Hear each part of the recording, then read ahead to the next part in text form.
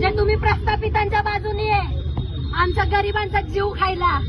आता एखाद्या झोपडपट्टीत काही गुन्हा दाखला असता तर 10 जणांना अरेस्ट करून आणलं असतं. ही तुमची हिंमत आहे.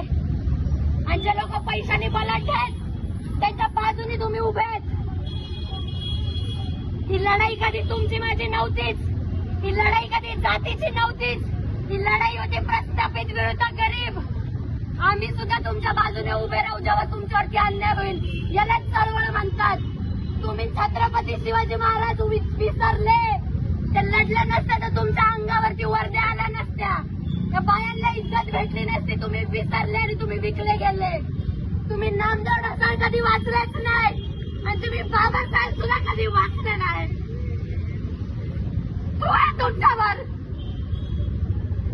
तू आहे तुमच्यावर, वर्गांवर तुमच्या विकले गेले तुम्ही सगळे.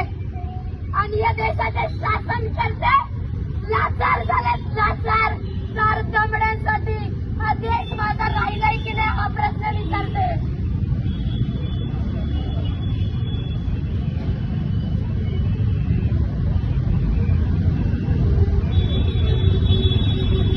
राजश्री शाहू महाराज वाचले असते तर मराठ्यांचा नेता अस्पृश्यांसाठी लढला हे तुम्हाला कळालं असतं.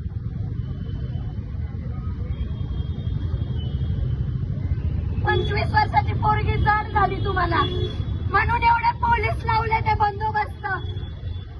25 वर्षाची आहे मी. तुमच्या पोरा बाळांवरती येईल ना तेव्हा हीच चळवळ उभी राहील. त्यांच्यासाठी लक्षात ठेवा.